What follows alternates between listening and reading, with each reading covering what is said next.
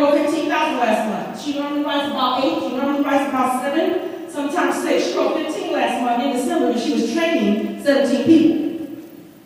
The key is always be training 8 to 15. I've trained 24 at one time before I wrote 20,000 premium. So I told her, I said, I'm very impressed, but don't start feeling yourself. How long can you do it? That was your first month. And how good is the premium? Don't let me start seeing some stuff come back. I'm going to start revoking your training privileges because you're duplicating bad stuff. So she's on the jury right now for me to see exactly what's going on. So that doesn't impress me. How long can you do it? Can you be consistent? Know how much money you need to make to pay your bills? That keeps you consistent. Because if you know your budget all the way down to the T, I'm talking about all the way down to extra spending money, all the way down to if you might want to go to the movies. Speaking of the movies, extracurricular activities I never did. I was a single woman. Are you single women in this business? Single women? Single moms? Single women? Okay. I was single in this business. I had fun. I went out. I had dates. But they all took place after 9:30. If I wasn't on KT, they would call me at 11 something at night. What you doing? I'm at dinner. I mean, I was like a vampire. I had no business at dinner at 6 o'clock. I'm on KT and running your dinner.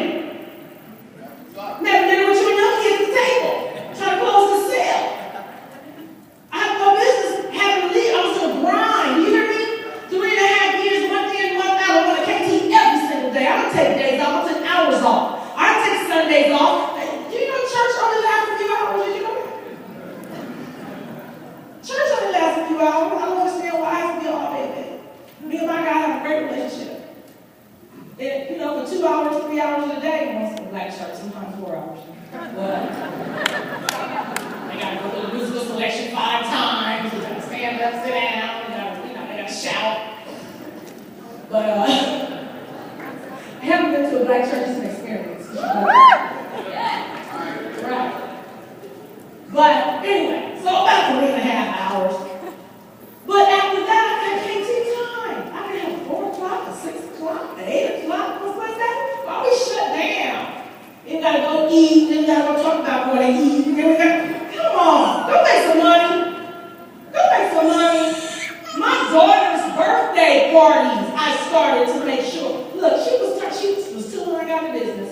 Okay, now she's 7. How long does it take to party for a little kid? Does it have to be all day, or is the party really for the adults? Because I promise I have a party that started on Sunday at 2 o'clock.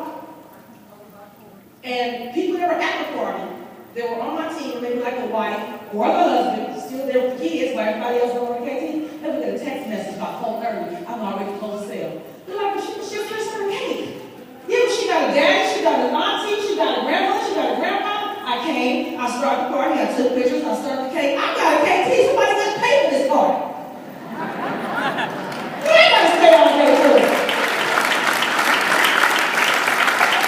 See, everybody was right now. I'm up there and mommy because I was up there for the whole party. I don't care what you think.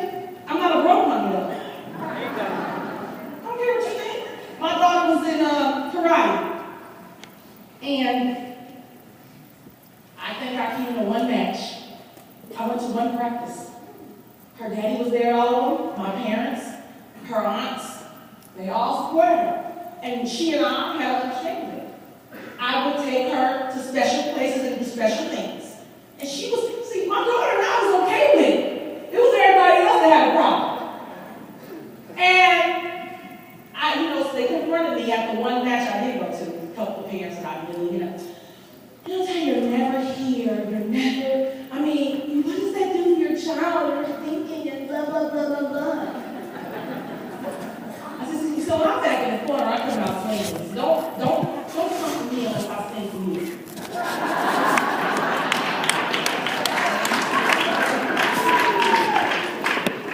So this is what I said. I said, okay, let me, and I'm going to end with this. My time is up. I'm going to go on to let me display this. Final thought, you guys can write those down. Let me just tell you what I said. And use this, because the biggest problem, especially when you're a single mom, everybody want to criticize your parenting. Or single dads in here too. Everybody want to criticize your parenting. Because you're like the guy in the RPP that was saying you had to bring this 10-year-old, where are you? Had to bring this 10-year-old to okay. And my hat off to you. You made it happen.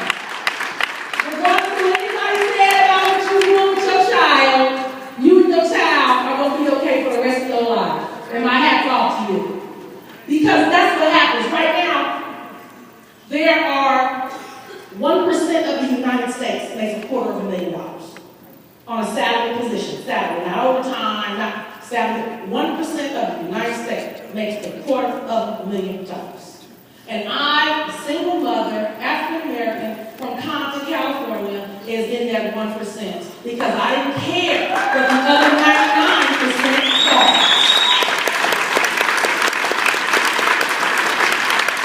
So what I told these women when they cornered me was this. I said, listen, let me explain something to you. I'm building a business. I don't have a job. I don't have a boss. I don't have to ask somebody, what time can I please go home early? I don't have to ask somebody, can you watch this so I can go to the restroom? I don't have to answer to nobody telling me I've been to the restroom 3 times in one day, and why am I keep going to the restroom? I'm trying to take breaks. No, I have the runs. That's the problem, okay? And you must know. But those are the questions your bosses ask you. And they're watching you all day, and why are you abandoning the station? I said, I don't have to worry about running somewhere, being late, and being talked to crazy, and still got to perform. I don't have to worry about none of that, because I have a business, and that business allows me to do what I want, when I want, how I want. I said, now let me tell you what that business also don't do for me. While you still sitting here coming to every karate match, coming to everything your child is doing, and you broke. When your child is done, she said, everybody's going for pizza, I want some place I can go to. You got to tell her no, you want to eat at home because you broke. But you at every match though. I said, let me tell you what that's going to do for me. By the time my daughter's 10, and she was 4 at the time, by the time my daughter's 10, I'll be able to take her to karate, to China, first class, where karate was originated. You still want to sit your broke ass here.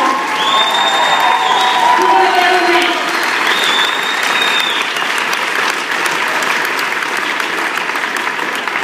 When somebody talks about primary and what I'm doing, I turn into a tiger and I attack.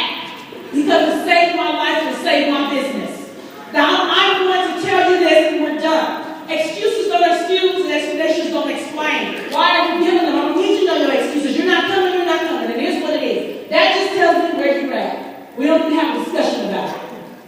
Ask yourself this question. Are you willing to do what most won't so you can have what most don't?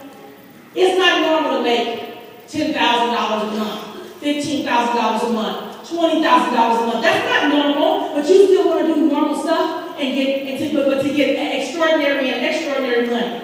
You can't do that. You have to do things that are not normal to make abnormal money.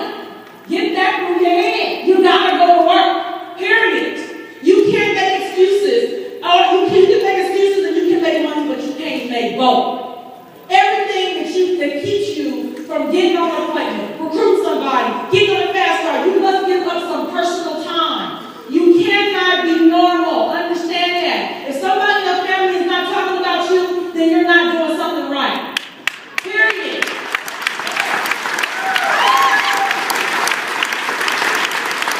Everybody talks about me. My dad used to tell me, because I moved back in with my parents, I had no choice.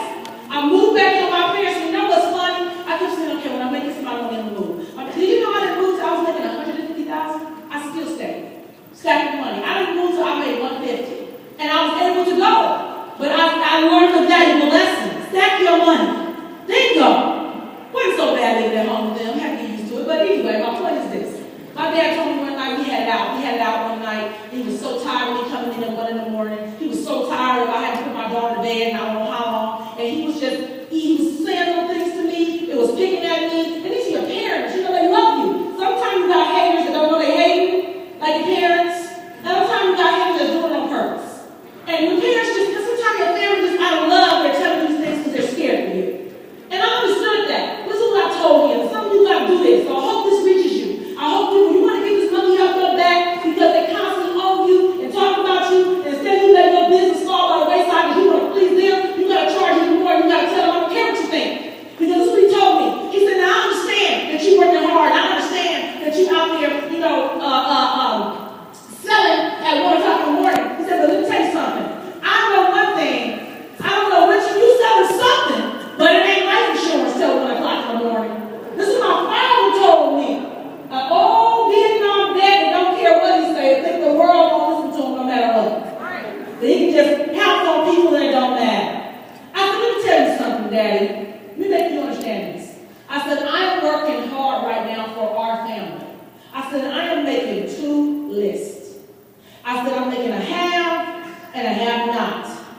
said, now what you think about me is none of my business.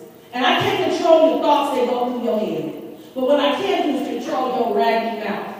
So if you continue to talk to me like I'm crazy, if you continue to down my business and talk bad about my business, I promise you, you won't be sitting on the have-not list.